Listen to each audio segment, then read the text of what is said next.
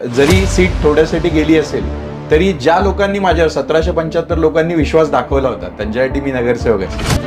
हा वॉर्ड डोंबिवलीत काहीतरी वेगळा आहे. सोशल मीडियाकडे मी जास्त लक्ष देत नाही, कारण मी पहिल्यापासून नेहमी सांगतो मी सोशल मीडियाचा कार्यकर्ता आहे ना. बराच वेळा माझ्या बघण्यात असतं सोशल मीडियाचा कार्यकर्ता रस्त्यावर कधीच ऍक्टिव्ह नसतो. नमस्कार, डू ओरिजिनलमध्ये तुमचं स्वागत आहे. जसं मी मागच्या एपिसोडमध्ये तुम्हाला म्हटलं की आपण थोडे दिवस का होईना या पालिका, नगरपालिका, नगर परिषद ही सगळी रणधुमाळी आता सुरू झाली आहे आणि या सगळ्यामध्ये काही जवळची माणसं, काही मित्रपरिवार या सगळ्यामध्ये हिराहिरेने भाग घेऊन आपापलं नशीब आजमावतात किंवा इतकं वर्ष सातत्याने राजकारणामध्ये, समाजकारणामध्ये जे काम केलं ते कुठेतरी आता त्याचा मोबदला म्हणण्यापेक्षा त्याला काहीतरी चांगलं परिवर्तन देण्याची वेळ आली आहे. सो मी याच्यामध्ये फक्त इंटरव्ह्यूज घेत नाही आहे, तर त्यांचे विजन आणि त्यांना आपल्या महाराष्ट्राला कुठे बघतात किंवा आपल्या समाजाला किंवा आपल्या जो परिसर आहे याला कुठेतरी घेऊन जायचं ॲम्बिशन असतं आणि अशा माणसांना या पॉडकास्टच्या माध्यमातून जाणून घेण्याचा आपण प्रयत्न करतोय. कुठेही पक्षद्वेष, पक्षतारीफ किंवा तू ह्या पक्षाचा मी त्या पक्षाचा हे कुठेही न ठेवता समोरची व्यक्ती, समोरचा माणूस काय काम करतोय, तो माणूस कोण आहे, कुठून आलाय, राजकारणात कसा आला, या सगळ्याचा सारीपाट मांडण्याचा प्रयत्न या आपल्या पॉडकास्टच्या माध्यमातून असणार आहे. सो आज आपल्या पॉडकास्ट रूममध्ये सागर जेदे, ज्याला मी इतक्या वर्षांपासून दादा म्हणतोय, सो मी याच्यामध्ये पण एकेरीच म्हणणार आहे, कारण की एक पॉडकास्टचा आज युवासेना शहर अध्यक्ष जरी असला शिवसेनेचा तरी पण एक जवळचं नातं असतं आणि मग ते एकेरी नातं असेल तर त्या गप्पांना आणखी गंमत येईल असं मला वाटतंय. सो चर्चा आणखीन फुलतील. सो सागर दादा, आपल्या स्टुडिओमध्ये तुझं सगळ्यात पहिले स्वागत आहे. आणि एक ना परवा श्रीकांत शिंदे कल्याणच्या एका प्रेस कॉन्फरन्समध्ये एक वाक्य बोलले, एक डायलॉग बोलले की ये पब्लिक है ये सब जानती है.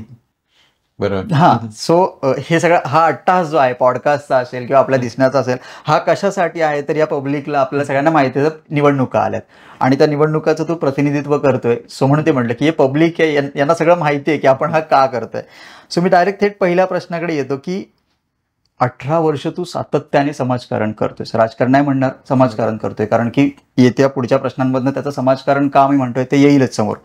पण एका सर्वसामान्य कुटुंबात आल्यानंतर राजकारणामध्ये, ते पण असं डोंबिवलीसारख्या भागामध्ये प्रस्थापितांचं राजकारण चालू असताना तू एका मध्यमवर्गीय कुटुंबातून येऊन राजकारणात प्रवेश केलास आणि 18 वर्ष तग धरून आहेस, तर ही प्रेरणा कुठून मिळते नक्की?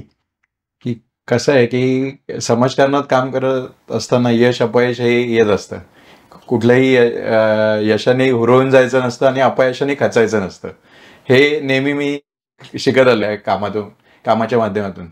आजपर्यंत बघितलं असेल तर निवडणूक ही एक प्रक्रिया आहे. त्याला सामोरं जाणं म्हणजे त्यात काम करतोय म्हणून त्याला सामोरं जायला लागतं.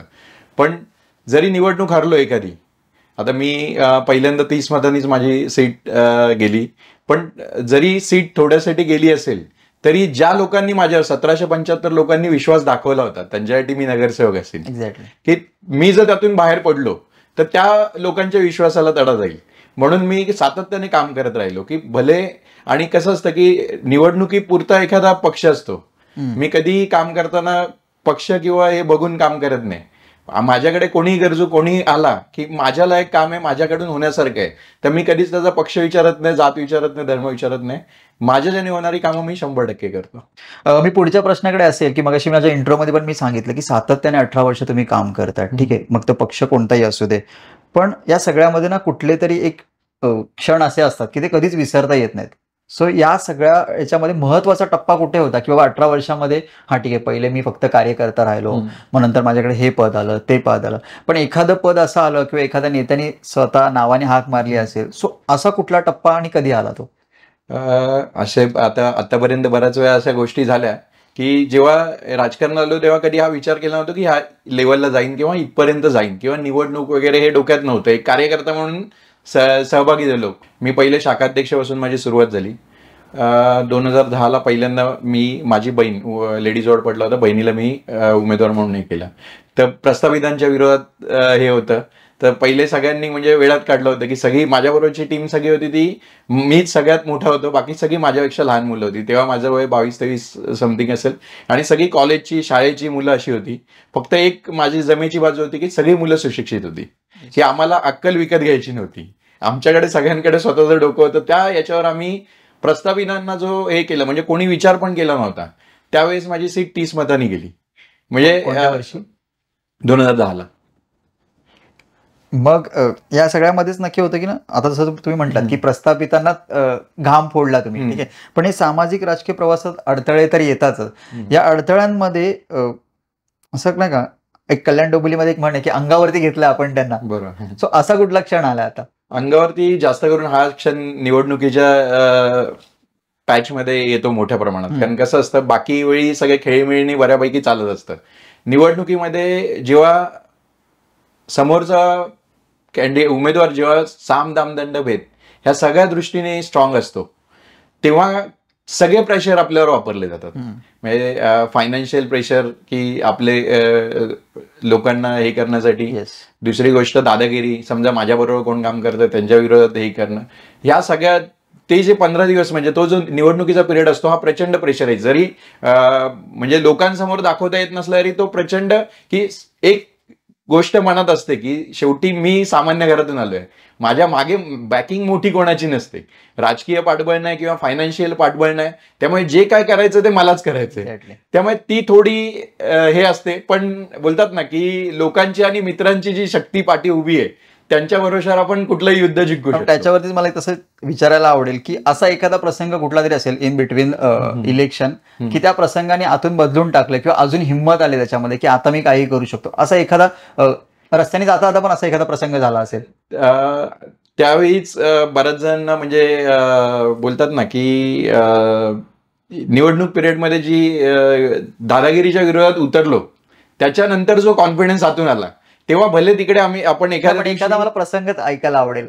आता ते कोणाचं नाव नाही घ्यायचं काही याला. आता म्हणजे तेव्हा एक प्रसंग होता की आमच्या जिथे बूथ होता त्या बूथमध्ये समोरचा एक मोठा स्ट्रॉंग बलाढ्य कॅन्डिडेट होता, त्याचे रिलेटिव्ह तिथे जवळजवळ त्या 2010 मध्ये 10 एक फॉर्च्युनर घेऊन ते त्या बूथवर लिटरली आले, म्हणजे एकदम ताकदीने आले होते. आणि म्हणजे खूप म्हणजे प्रेशराईज बोलतो ना आपण, तर सगळे आतमध्ये घुसले. तर आतमध्ये गेल्यावर जेव्हा आम्ही त्यांना विरोध केला आत जायला, तेव्हा ते प्रत्येकाने कोणतरी पत्रकाराचा आयडी ह्याचा आयडी दाखवून ते बूथवर जाण्याचा प्रयत्न करत होते. तर मी सगळ्यांना तिथं थांबवलं. तर थांबवल्यावर समोरचा जो पोलीस पण थोडे प्रेशराईज झाले होते की त्यांची ताकद बघून. पण मी माझ्याबरोबर पण काही माझे मित्रमंडळी बाहेरून जी मला पण बॅकिंग आलेली ती होती. परंतु मी बाहेर एकच गोष्ट सांगितलं की आतमध्ये मी उमेदवार प्रतिनिधी होतो तेव्हा माझी बहीण उमेदवार होती, की आमच्या दोघांव्यतिरिक्त जरी माझ्यावर हात उचलला तो मी जोपर्यंत सांगत नाही कोणीच आत यायचं नाही. कारण काय होतं की समजा मी माझे 2 जण जरी आत नेले असते तरी कायद्याच्या ह्याच्यात मीही चुकीचं ठरलो असतो. त्यामुळे मी बाहेर जेवढे होते त्यांना सांगितलं की यांना मी हँडल करतो, तुम्ही कोणीही आत यायचं नाही, मला मारलं तरी. तर त्यावेळी काय झालं, तेव्हा त्या टायमाला एक डीसीपी होते ठाण्यावरून, बाहेरून पोलीस फोर्स असते. तर ते जेव्हा आले तेव्हा मी एकदम सामान्यपणे सांगितलं, साहेब आम्ही 2 म्हणजे माझ्याकडे आयडी आहे उमेदवार आणि उमेदवार प्रतिनिधी, आणि समोर ही माणसं सगळी आतमध्ये आलेली आहेत. त्यामुळे कसं झालं, जरी त्यांची पॉलिटिकल हे जास्त असेल किंवा त्यांची सेटिंग सगळ्या प्रकारच्या असतील तरी कायद्याच्या ह्याच्यात मी हे असल्यामुळे तो मला पाठिंबा भेटला. त्या पोलिसांनी तेव्हा समोरच्या लोकांना बाहेर काढलं सगळं. असं वाटतं की मग तिथून थोडा कॉन्फिडन्स आपल्याकडे आला की नाही आपण त्याच्यात राहून काम केलं तर कोणालाही नडू शकतो. आणि तुम्ही म्हटलात ना की शिक्षित मुलं आजूबाजूला होती, शिकलेली सगळी, मग ते तिथून पण कदाचित या गोष्टी येतात. धतिंगवाली मुलं पण इलेक्शनला आपल्याला असतातच सोबत. मी एवढ्या वर्षात म्हणजे माझं आता 17-18 वर्षाला समाजकारणात आहे, पण माझे एक पहिल्यापासून माझी जी टीम आहे, म्हणजे माझ्याकडे जुने फोटो काही तुम्हाला दाखवीन मी, जे तेव्हा म्हणजे माझी 2007ला जेव्हा मी शाखेची सुरुवात केली आणि शाखा उद्घाटन पहिल्यांदा केलं त्यावेळेची जी मुलं होती काही शाळेतली, म्हणजे ती लिटरली 6वी-7वीला असणारी मुलं पण यायची, आणि आज ती कॉलेज पूर्ण करून ती मुलं आजही माझ्यासोबत आहेत. या गोष्टीचा आनंद आहे. आणि या मुलांना कसं आहे की म्हणजे ही मुलं पण आज आमच्या माध्यमातून जोडली गेली आणि यांना समाजकारणाची आवड निर्माण झाली. त्यामुळे त्यांचाही तिथे जनसंपर्क चांगल्या पद्धती झाला. निवडणूक या प्रक्रियेवर त्यांचा प्रचंड अभ्यास झाला. कारण आम्ही कुठलीच इलेक्शन, मी निवडणूक बघून कधीच काम केलं नाही की निवडणूक आली म्हणून कामाला उतरा.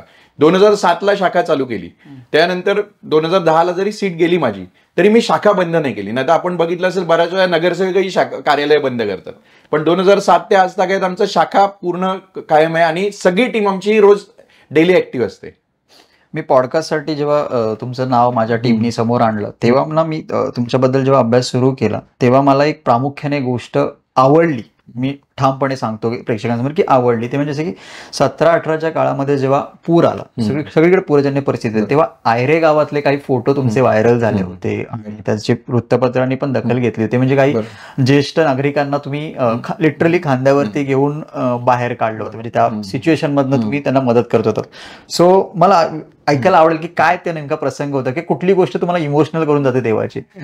आयरेगाव त्या टायमाला पूर आपला नांदिवली नाल्यापासून पूर खूप मोठ्या प्रमाणात आलेला. तर आयरेगाव नाल्याच्या लगत चाळी होत्या खूप. त्या चाळीमध्ये पाणी शिरलं होतं आणि पहिले काय झालं, पाणी हळूहळू वाढत गेलं. त्यामुळे लोक बेडवर किंवा थोड्या हाईटवर चाळीतच थांबून राहिली होती. नंतर एक लेवलला सिच्युएशन अशी आली की चाळी पूर्ण बुडायला लागल्या. तेव्हा जवळजवळ म्हणजे आपल्या खांद्यापर्यंत पाणी आलेलं असताना आम्ही तिथे गेलो होतो की काही मुलं ज्यांना मोठे माणसं वगैरे होती ती बाहेर पडली. एका रूममध्ये एक लहान मुलगी अडकलेली आणि एक वयोवृद्ध लेडीज होत्या ज्यांना चालता येत नव्हतं. त्यामुळे ते तिथेच अडकून राहिले. पण भीतीही वाटत होती की त्या पाण्यात जायचं, कारण ते पुराचं पाणी होतं.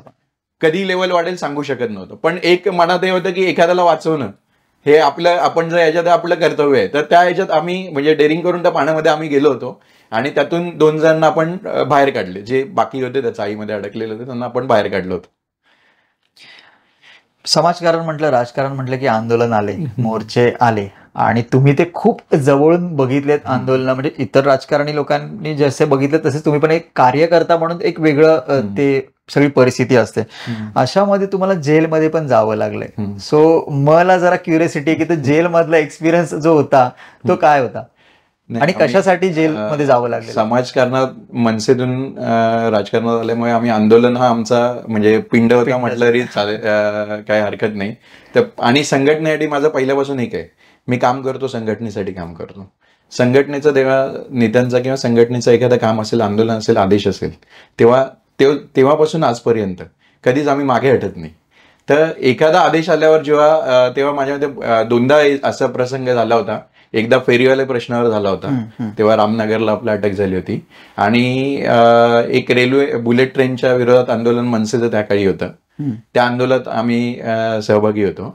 तर तेव्हा 9 दिवस ठाणे जेलला मी होतो आणि डोंबिवलीतून मी एकटाच होतो, बाकी ठाण्याचे होते. काय सिच्युएशन होती नेमकी आतमध्ये गेल्यावर? म्हणजे आज म्हणजे माझ्या फॅमिली, मला असं वाटतं की तुम्ही जिथून ज्या फॅमिलीतनं बिलॉंग करता कदाचित ती जेलमध्ये जाणारी पहिली वेळ असेल. तर त्या वेळेमध्येच नाही, पोलीस स्टेशनची पायरी चढण्याची मी पहिली वेळ. म्हणजे आमच्या फॅमिलीत कोर्ट, पोलीस स्टेशन हे कधी बघितलेलं पण नव्हतं.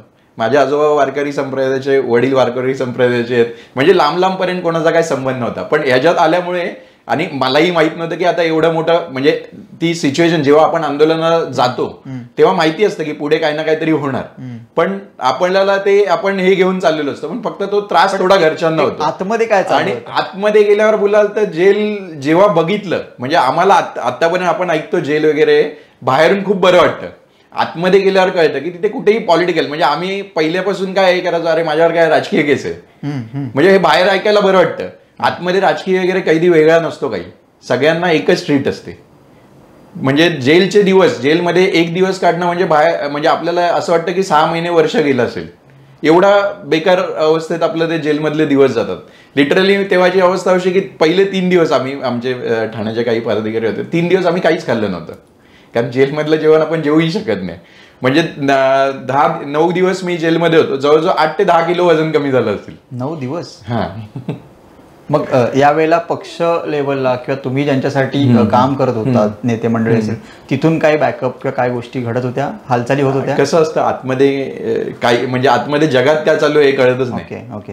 म्हणजे कुठे काय चालू आहे काहीच कळत नाही. तिथे फक्त वर्तमानपत्र येतात, त्यात एखादी बातमी आली तर, बाहेरचं काहीच येत नाही. बाहेर आपल्या लेवलला संघटना असेल किंवा मित्रपरिवार असेल, आपापल्या लेवलला प्रयत्न करत असतात. पण ते ना त्यांच्या हातात असतं ना आमच्या असतं, ते असतं जजच्या हातात. त्यामुळे काही. पुढच्या प्रश्नाकडे यायच्या आधी मला असं आता आवडेल की तुम्ही एक आता खासदार श्रीकांत शिंदेचे निकटवर्ती म्हणून ओळखले जाता किंवा बऱ्यापैकी त्यांच्याबरोबर तुम्ही असता किंवा वेगवेगळे उपक्रम तुमचे होत असतात. सो यामध्ये तुम्ही आधीच्या असलेल्या पक्षांमध्ये आणि आत्ता ज्या पक्षामध्ये आहात, शिवसेनेमध्ये आहात, सो कार्यपद्धती कुठे बदललेली वाटते का तुम्हाला? भरपूर फरक वाटतो. म्हणजे शिंदे साहेबांचं सांगायचं झालं तर शिंदेसाहेब कार्यकर्त्याला खूप महत्त्व देतात. कार्यकर्त्यासाठी ते 24/7 अवेलेबल असतात. म्हणजे कधीही वेळ आली तर ते लगेच अवेलेबल होतात कार्यकर्त्यासाठी. आणि कामाची पद्धत प्रचंड वेगळी आहे. म्हणजे एक जो खराच धडपडा कार्यकर्ता असतो त्याला काय पाहिजे असतं की कायम ऍक्टिव्ह राहणं, की कायम काही ना काहीतरी काम पाहिजे. कार्यकर्ता कधी गप्प बसत नाही, तो कायम काही ना काहीतरी काम पाहिजे. शिंदे साहेब असे आहेत की धडपडा कार्यकर्ता जरी असेल त्याला पण कधीतरी वाटतं की अरे आता खूपच काम येतात. त्या लेवलला जाऊन काम करणारे व्यक्ती आहेत आणि कार्यकर्त्याला महत्व देणारं. आता तुमचे काय काय प्रकल्प चालू आहेत शिंदे साहेबांसोबत असताना? किंवा आता कसं असतं, पक्ष म्हटला की निधी येतो, निधी म्हटलं तर मग प्रकल्प येतात. या सगळ्या गोष्टी आहेत. म्हणजे खिशातनं टाकून छोटे छोटे शिबिर घेणं, उपक्रम घेणं इज ओके, बट मोठे मोठे प्रकल्प राबवणं. सो आता तुमच्या रडारवरती काय काय प्रकल्प आहेत? आता आमच्याकडे तर शिंदे साहेबांच्या माध्यमातून आम्ही आल्या नांदिवली नाला परिसर वगैरे तिकडे काही हे केलं होतं. त्या शिंदे साहेबांनी तात्काळ त्यावेळी निधी हे करून नांदिवली नाला समर्थनगर परिसर असा होता की तिथे पाणी अर्धा तास पाऊस झाला तरी पाणी साठायचं. मी थोडंसं अडवेन तुम्हाला की मला आता तुम्ही बोललात समर्थनगर तेव्हा आठवलं की तुम्ही कुठल्या विभागातून निवडणुकीला सामोरे जाताय ते पण आमच्या प्रेक्षकांना जर मी पॅनल नंबर 29 आहे. त्यात आयरेगाव, सुनील नगर, तुकाराम नगर आणि नांदिवली समर्थन PNT कॉलनी परिसर शिवसेना. तर तिकडे पाणी साठायचं दरवर्षी, अर्धा तास पाऊस झाला तरी साठायचं. तर साहेबांना जेव्हा हे सगळं आम्ही तिकडे गेलो होतो बघून प्रत्यक्ष दाखवलं, साहेबांनी लिटरली तिथे म्हणजे रोड जो सिमेंट रोड बनवला तेव्हा तो सिमेंट रोड बनवता खाली बॉक्स नाला बनवता, ज्या लेवलला म्हणजे एखादा ट्रक जाईल एवढा मोठा नाला त्याच्या खाली रोडच्या खाली केला. तो नाला बनवल्यापासून त्या परिसरात गेले 3 वर्षात पाण्याचा एक थेंबही नाही साठला. आज खासदार साहेबांचे तर एवढे प्रोजेक्ट चालू आहेत, आम्ही म्हणजे रोज ऍक्टिव्हली त्यांच्याबरोबर सहभागी असतोच प्रत्येक याच्यामध्ये, की कल्याण डोंबिवली झालं, अंबरनाथ झालं, कल्याण लोकसभेचा जर कायापालट केला असेल कोणी, म्हणजे आपलं खरंच नशीब चांगलं आहे की आपल्याला असं सुशिक्षित आणि होतकरू खासदार मिळाले की जे कामामध्ये प्रचंड ऍक्टिव्ह आहेत. म्हणजे तुम्ही आता बघितलं असेल पहिले 10-15 वर्षापूर्वी रोडची अवस्था आणि आत्ता बघितलं असेल, आत्ता जवळजवळ 70-80% रोड आपले सिमेंट कॉन्क्रीटचे झालेले आहेत. मेट्रोचं काम आपलं जलद गतीने चालू आहे. सावरम महाराज तिथे वारकरी भवन एक आपलं रुणवालच्या इथे उभं राहतंय मोठं. अंबरनाथमध्ये UPSC MPSC भवन, म्हणजे जे स्पर्धा परीक्षा हे करतात त्यांच्यासाठी आपल्या इथे कुठेही काही सोय नव्हती. तर अंबरनाथमध्ये वातानुकूलित UPSC MPSC भवन खूप मोठं, म्हणजे जे आपल्या अख्ख्या मुंबईमध्ये नसेल असं अंबरनाथमध्ये उभं केलंय. फ्री हॉस्पिटल्स त्यांनी चालू केलेले आहेत. अंबरनाथमध्ये वैद्यकीय म्हणजे शासकीय वैद्यकीय महाविद्यालय उघडलं. अशी कामं त्यांची प्रचंड आहेत. आता मी आल्यावर इथे त्यांना पहिल्यांदा माझं एक हे होतं की एखादं काहीतरी करून दाखवायचं. तेव्हा मी त्यांना एक बॅडमिंटन कोर्टसाठी मी त्यात प्रश्नाकडे येत होता की बॅडमिंटन कोर्ट उभारणी तुमचं सध्या ते सगळं मोठा प्रोजेक्ट, ड्रीम प्रोजेक्ट तुमच्यासाठी असा जो चालू आहे असं मला माहिती मिळाली टीमकडून पण. सो मी तेच तुम्हाला कंटिन्यू की सगळे प्रकल्प होत असताना एक बॅडमिंटन कोर्ट सारखा प्रकल्प घेऊन येणं असं डोक्यामध्ये कुठून आलं, ही प्रेरणा कुठून मिळाली? कसं आहे की आता आमच्याकडे आमच्या प्रभागात सुनील नगरमध्ये वगैरे गार्डन वगैरे होतं, लहान मुलांचं खेळण्याचं, त्या गार्डनमध्ये सगळ्या वस्तू होत्या. तर परत बाजूला गार्डनच करणं, याच्यापेक्षा मला काहीतरी वेगळं करायचं होतं जेणेकरून तिथल्या नागरिकांना त्याचा फायदा होईल. तर आपण जे बॅडमिंटन कोर्ट उभारतोय ते आपल्या कल्याण डोंबिवली महापालिकेत पहिलं असेल, एवढं प्रशस्त आणि एवढं प्रॉपर, म्हणजे ते प्रायव्हेटच वाटेल, ते महापालिकेचं कोणाला वाटणारच नाही. इव्हन ते बॅडमिंटन कोर्ट उभारताना आपण एवढा त्याच्यावर हे केलं की त्याला आपण नुसतं सिमेंटच्या याच्यावर कलर पेंट मारतात सहसा बॅडमिंटन कोर्टसाठी, ह्याला आपण त्याला वुडन फ्लोअर घेतलाय आणि तो वुडन फ्लोअर सस्पेन्शन फ्लोअर आहे. त्याचं कारण असं की सिमेंट फ्लोअरवर जर कंटिन्यू खेळाडू प्रॅक्टिस करत बसला तर तो जेव्हा 3 तास वगैरे त्यापेक्षा जास्त हे करतो त्याच्या एल्बोला वगैरे पायाला इश्यू चालू होतात. तर हे जे फ्लोअर आहेत हे प्रोफेशनल खेळाडू त्यात 8-10 तास जरी प्रॅक्टिस केली तरी त्यांना काही इश्यू येत नाही. म्हणून त्या सगळा अभ्यास करून आपण तो त्या पद्धतीने बनवतोय. जसं तुम्ही म्हटलात की हे प्रथम कोणतरी करतं बॅडमिंटन कोर्ट उभारणं, अशी एक गोष्ट माझ्या माहितीप्रमाणे, कदाचित मी रॉंग असू शकतो, मी प्रेक्षकांची त्याच्यासाठी आधीच माफी मागतो, पण अशी आणखी एक गोष्ट आहे जी यांनी सुरू केली आणि ती आजतागत सातत्याने गेली 8 ते 9 वर्ष चालू आहे, ते म्हणजे शेतकरी ते ग्राहक. ही जी संकल्पना आहे ती तुमच्या डोक्यात कुठून आली? आणि आता तुम्ही म्हणू शकता की सत्ताधारी पक्षामध्ये आहात म्हणून सगळ्या गोष्टी संभव होतात, पण जेव्हा तुम्ही काहीच नव्हतं, फक्त सामान्य कार्यकर्ते होतात, तेव्हापासून ते कंटेंट चालू आहे तुमचा तो. सो ही प्रेरणा कुठून आली आणि कुठले कुठले अडथळे त्यावेळेस आलेत? शेतकरी ते ग्राहक आठवडा बाजारी खरी माझी म्हणजे 8-9 वर्ष झाली त्या गोष्टीला. ती मी मनसेत होतो तेव्हा, आणि मनसेची एक ब्ल्यू प्रिंट राजसाहेबांनी काढली होती. त्यामध्ये शेतकऱ्यांना थेट ग्राहक मिळाला पाहिजे अशी संकल्पना होती. ती तिथून माझ्या ह्याच्यात आली की शेतकऱ्यांना आपण जर डायरेक्ट मार्केट अवेलेबल करून दिलं तर, मी पहिल्यांदा काही शेतकऱ्यांना अप्रोच झालो, जुन्नर भागातील शेतकरी होते, तर त्यांना अप्रोच झालो, त्यांना आवडलं की ते मार्केटला जे विकतात त्यापेक्षा ते डायरेक्ट येऊन तुम्हाला मार्केट मी अवेलेबल करून देतो. तर त्या पद्धतीने आपण त्यांना तुकाराम नगरमध्ये पहिला शेतकरी आठवडा बाजार आपण सुरू केला सुरुवातीला. तर त्यानंतर त्यांना जो रिस्पॉन्स, म्हणजे ते शेतकरी 5-6 कुटुंब एकत्र येऊन भाजी तिकडे जमा करून सगळे टेम्पो भाड्याने करून इकडे यायचे आणि इथे विकायचे. कालांतराने आपण तो सक्सेस झाल्यावर आपण सुनील नगरमध्येही त्यांना ते करून दिलं. आज ते शेतकरी गेली 8 वर्ष, आज ते शेतकरी स्वतःचा टेम्पो, पहिले भाड्याने आणायचे, आता स्वतःचा टेम्पो घेऊन येतात. एकच आहे की यात कुठेही मी, म्हणजे मला बऱ्याच जणांनी विचारलेलं त्यानंतर की आठवडा बाजार आम्हालाही चालू करायचंय, तर आठवडा मी सांगायचो, नंबर द्यायचो, शेतकऱ्यांचा हा नंबर आहे. पण काय होतं की बरेच जण काय करतात की त्यात मग आपला काय फायदा, कट. तर मी त्यांना सांगायचो आपला फायदा हाच की आपल्यामुळे त्यांना मार्केट भेटते, पब्लिकला चांगल्या क्वालिटीची भाजी भेटतीये, माफक दरात भेटतीये, आपली जाहिरात होतीये, हा आपला फायदा. मी कधीच त्यांच्याकडनं कुठल्या गोष्टीची अपेक्षा केली नाही. आणि त्यामुळे तो आठवडा बाजार म्हणजे महाराष्ट्रातील, तुम्ही म्हटल्याप्रमाणे महाराष्ट्रातील खरंच कंटिन्यू चालू असलेला एकमेव आठवडा बाजार आहे तो. मला ना तुमच्या मार्फत एक प्रश्न खासदार साहेबांपर्यंत पोहोचवायचा आहे, आणि हे माझं साधन आहे तर मी त्या मार्फत पोहोचू शकतो. हा डोंबिवलीचा परिसर आहे ना, हा मध्यमवर्गीय लोकांचा, तुम्हाला माहित आहे, कोकणातली पण लोक तेवढीच आहेत, आपले गाववाले बंधू पण तेवढेच आहेत, आणि जुन्नर साईडला वगैरे म्हणजे सर्व लोक आपल्याकडे इथे राहतात.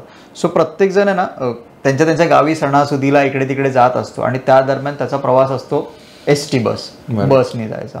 सो ही एक कळकळीची विनंती अशी राहील की ना, कदाचित त्याच्यावरती काम चालू देखील आहे, तुम्ही माहिती आम्हाला पूर्ण द्यालच प्रेक्षकांना, पण तो जो आपला MIDCचा बस स्टॉप आहे, तर तिथे एखाद्या प्रॉपर डेपो प्रमाणे तिथे प्रभावी सगळ्या सुसज्ज यंत्रणा असाव्यात. म्हणजे वॉशरूमची तर तिथे वानवा आहेच, पण थांबण्यासाठी पण चांगल्या पद्धतीने तिथे काहीतरी यंत्रणा असावी, किंवा लोकांना कधी गाडी येणार आहे, किती वाजता गाडी येणार आहे, शेवटची गाडी कुठले, हे म्हणजे कल्याण डेपोच्या कम्पेअर टू आपल्या डेपोमध्ये डोंबिवलीमध्ये कमी आहे. सो त्याच्यावरती काय काम चालू आहे का आता?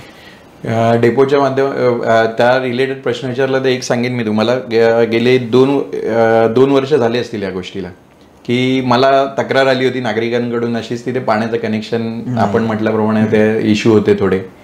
तर मी व्हिजिट केली त्या डेपोला. सहज व्हिजिट केल्यावर मी खासदार साहेबांना ते कानावर घातलं की साहेब असं असं आहे आणि ते खूप खराब अवस्था आहे. तर साहेबांनी कुठलाही क्षणाचा विलंब न करता की छोटं मोठं निधी ह्या गोष्टी, ही जी प्रोसेस आहे एखादं काम करून घ्यायला, त्याला तो थोडा टाइम स्पॅन जातो, 1-2 वर्ष हे जातात पूर्ण प्रोसेस करायला. पण साहेबांनी मला तत्काळ सांगितलं तुला काय त्याच्यावर करता येईल. तर मी तो बस डेपो जो होता त्याची अवस्था खूप खराब होती. त्याचे फोटोज पाहिजे तर मी तुम्हाला कधी शेअर करेन, किंवा आताही बघायला जायचं असेल आपण बघू शकाल तिथे जाऊन. तर पहिले तिथे कलर करायला घेतला. कलर करताना मी काय केलं की STचा इतिहास, म्हणजे त्याचं जे केबिन होती आपण बघितलं असेल तिकडे, जी केबिन आहे जिथे तिकीट वगैरे घ्यायला लोक जातात, त्या केबिनला मी STचा शेप म्हणजे STचा कलर करून घेतला पूर्ण. म्हणजे समोरून आता तुम्ही बघाल तर ती STत बसला असं वाटतं माणूस. आणि पूर्ण त्या रिलेटेड म्हणजे STचा इतिहास तिथे आपण ह्याच्यामध्ये पेंटिंगमध्ये करून घेतला. तिथे पूर्ण स्वच्छता करून घेतली. बाहेरचं पाण्याचं कनेक्शन बरेच वर्ष तिथे नव्हतं, म्हणजे जवळजवळ मला कळल्यावर ते 10-12 वर्ष कनेक्शनच कट केलेलं होतं. तर MIDCची फॉलोअप करून ते कनेक्शन टाकून घेतलं. मी स्वतः तिथे फिल्टर बसवला, वॉटर फिल्टर, की लोकांना शुद्ध पाणी मिळावं. आणि आत्ता म्हणजे रिसेंटली साहेबांनी मध्ये निधी देऊन तिथे वॉशरूम पण मोठं बनवलेलं आहे. सगळं वॉशरूम पूर्ण झालेलं आहे. आणि त्याच्या पलीकडे जाऊन सांगतो की आपला ST डेपो जो आहे तो आता साहेबांचं त्याच्यावर काम चालू आहे की ज्या इलेक्ट्रिक बस म्हणजे तिथे चार्जिंग स्टेशन पासून ह्या सगळ्या सुविधा होऊन तो एसटी डेपो पूर्ण नवीन स्वरूपात खूप मोठ्या स्वरूपात उभा राहणार आहे. जागा अवेलेबल आहे, जागा अवेलेबल आहे आणि त्याच्यावर साहेबांचं काम चालू आहे. लवकरच ते आपल्याला दिसेल. मग कदाचित आता हे बऱ्याच डोंबिवलीकरांना माहीत नसेल तर हे आमच्या पॉडकास्टच्या माध्यमातून लोकांपर्यंत पोहोचल्याचं सांगायला हरकत नाही. आणखी एक तुमची संकल्पना आहे ते म्हणजे वॉर्ड ISO वॉर्ड असला पाहिजे. ते मला थोडं कळालं नाही किंवा प्रेक्षकांना पण माहित नाही, ते माहिती का ती संकल्पना काय? कसं असतं की लोकांच्या समस्या खूप छोट्या छोट्या असतात की कचरा. आता बऱ्यापैकी पहिले आपण बघायचो जागोजागी कचरा कुंडी वगैरे होत्या. आता ते कचरा म्हणजे कुंडीमुक्त प्रभाग झालेले आहेत. फक्त काही होतं काही लोकांचे म्हणजे काही लोक जी असतात रात्री अपरात्री थोडा कचरा टाकणार किंवा कचरा रेग्युलर उचलला जात नसेल तर पहिलं तर फोकस की पूर्ण वॉर्ड कायम स्वच्छ दिसला पाहिजे 24/7. रस्ते पूर्ण सुस्थितीत असले पाहिजेत. बाकी प्रभागात जेव्हा एखादा माणूस जाऊन येईल तेव्हा आपल्या प्रभागात आला तर त्याला स्वतःहून तो बोलला पाहिजे आणि त्याला तो फरक जाणवला पाहिजे की हा वॉर्ड डोंबिवलीत काहीतरी वेगळा आहे असं. आणि कुठलीही काय म्हणजे जादूचं हे याची गरज नाहीये, काय मोठं त्याच्यात रॉकेट सायन्सची गरज नाहीये. छोट्या छोट्या गोष्टी आहेत त्या नागरिकांच्या पण म्हणजे काही गोष्टींची नागरिकांनाही सवय लावणं गरजेचं असतं. आता काही ठिकाणी कचऱ्याच्या एक विषय सांगतो की आमच्याकडे 1-2 स्पॉट असे होते तुकारामनगरमध्ये वगैरे की जिथे वर्षानुवर्ष कचरा कुंडी नव्हती पण तिथे 2 कुंड्या भरतील एवढा कचरा पडायचा. तर आम्ही एकदा असंच हे केलं की ती कुंडी बंद करायची. म्हणजे बऱ्याच लोकांच्या तक्रारी होत होत्या पण ते कधीच बंद होत नव्हतं कारण लोक कुंडी नसताना पण रोज येऊन टाकत होते. तर आम्ही जेव्हा तो बंद करायचं ठरवलं तेव्हा बऱ्याच जणी आम्हाला वेळात काढला, अरे नाही होणार ते, म्हणजे सवय लागलेली होती. तर आम्ही एकच केलं, आम्ही सकाळी पहाटे आम्ही टीम बनवल्या 2-3. आम्ही सकाळी 4:30-5ला त्या स्पॉटला येऊन बसायचो ते 10 वाजेपर्यंत थांबायचो आम्ही त्या स्पॉटवर. त्याचं कारण असं होतं बरेच जण काय करतात सकाळी ऑफिसला किंवा जॉबला जाताना रिक्षातून पटकन टाकून जातात. आम्ही त्यांना पकडायचं उचलायला लावायचो. 15 दिवस आम्ही हे केलं आणि संध्याकाळी परत 8 नंतर ते आम्ही 1 वाजेपर्यंत रात्री थांबायचो. कारण रात्री बऱ्याच महिला वगैरे जेव्हा गप्पा मारत फिरायला निघतात तेव्हा डबे किंवा पिशव्या हातात घेऊन येतात. 15 दिवस फक्त आम्ही प्रत्येकाला थांबवून ते उचलायला लावलं आणि सवय लावली. त्याच्यानंतर आज तागायत त्या भागात तिथे त्या स्पॉटवर कचरा कोणीही टाकत नाही. या मुद्द्यावरतीच मला प्रेक्षकांना सांगायला आवडेल की प्रभाग सुधारणं, शहर सुधारणं ही फक्त या लोकांची जबाबदारी नाही की हे लोकनेते आहेत किंवा हे 24 तास फक्त या कामासाठी आपण यांना नेमून नाही दिले. ते आपल्यासाठी सोय करणं त्यांचं काम असलं तरी पण एक सिविक सेन्स म्हणून एक स्वतःला शिस्त असणं गरजेचं असतं. जर हे लोक आपल्यासाठी इतक्या गोष्टी अवेलेबल करून देतात, सुका कचरा ओला कचरा असेल, त्या गाड्या फिरवणं असेल, तरी पण आजही सुशिक्षित लोक त्यांच्या गाड्यांवरून जाऊन संध्याकाळी पिशव्या भिरकावतात.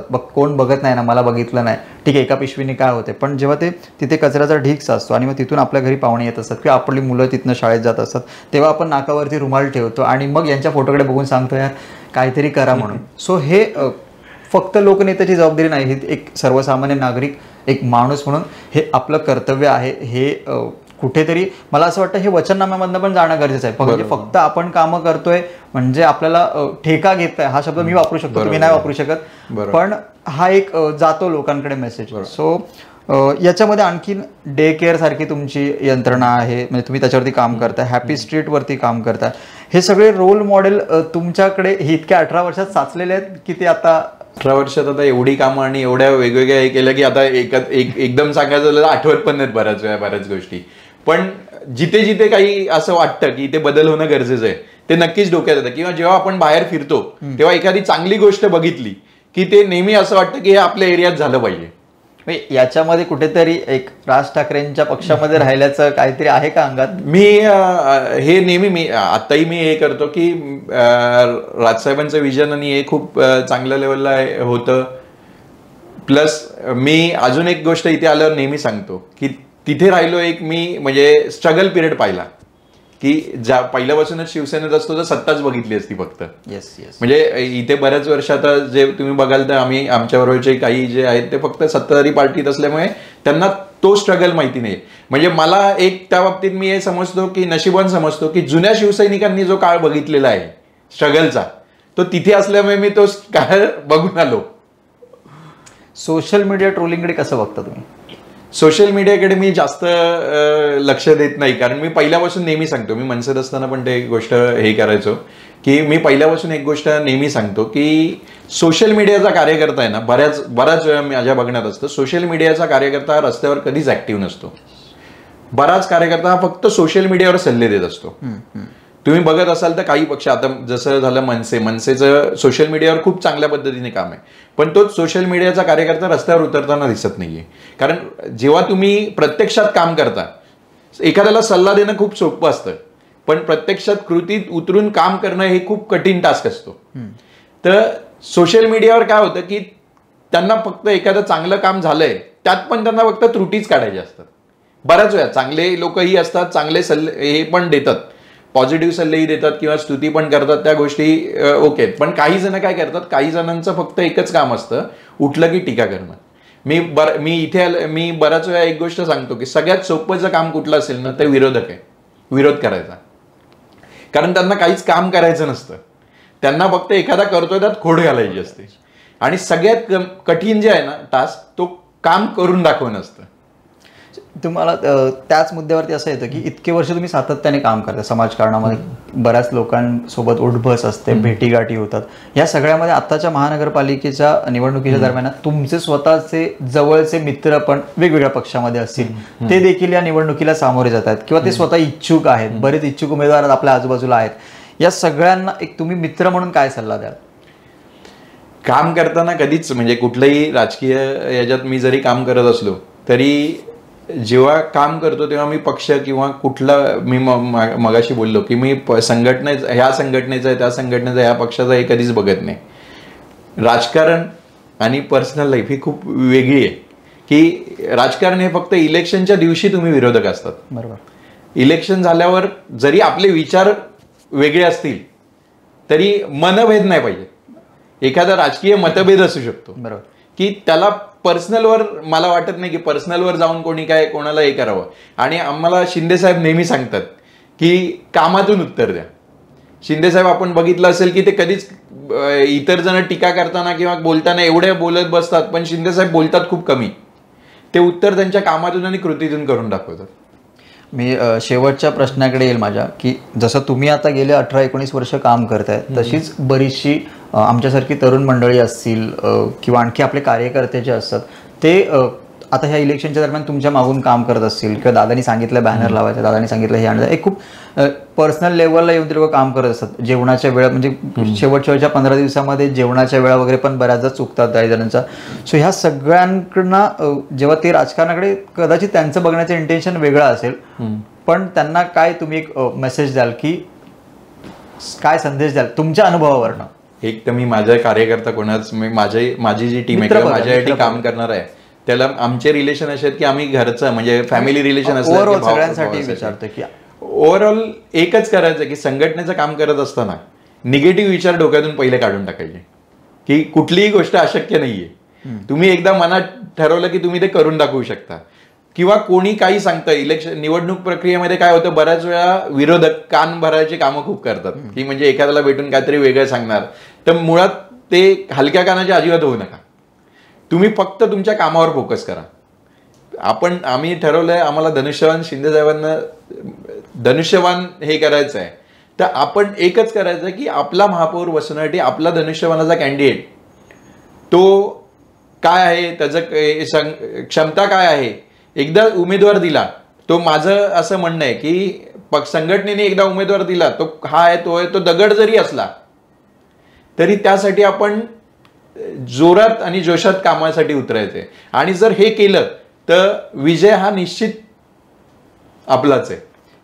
प्रेक्षकांना सांगू इच्छितो की हे होते सागर जेदे, युवा सेना शहर अध्यक्ष. गेले अनेक वर्ष ते डोंबिवलीसारख्या भागातून सातत्याने पहिल्या फळीमध्ये येऊन काम करतात. अनेक आंदोलनं केली, जसं त्यांनी मगाशी सांगितलं की जेल यातना पण भोगल्यात त्यांनी. सो ते आता येत्या आगामी महानगरपालिकेमध्ये त्यांचं विभाग क्रमांक 29 मधून शिवसेना धनुष्यबाण या चिन्हावरती ते त्यांचा नशीब आजमावतात. मी त्यांचा प्रचार करत नाहीये किंवा कुठल्या पक्षाचा प्रचार करत नाहीये, पण एकंदरीत हा एवढा सगळा प्रवास पाहता आणि एवढी तगमग पाहता त्यांचा हा पॉडकास्ट जो इंटरव्ह्यू आहे तो तुम्ही बघाल पूर्णपणे. आणि कुठेतरी त्यांच्यापर्यंत रीच आउट व्हाल आणि समजून घ्याल अशी अपेक्षा ह्या पॉडकास्टच्या माध्यमातून प्रेक्षकांकडे मी करू शकतो. पुन्हा तुम्हाला जर हा एपिसोड कसा वाटला आणि त्याच्यामध्ये काही त्रुटी वाटल्या असेल तुम्ही कमेंटमध्ये नक्की सांगा. तोपर्यंत धन्यवाद.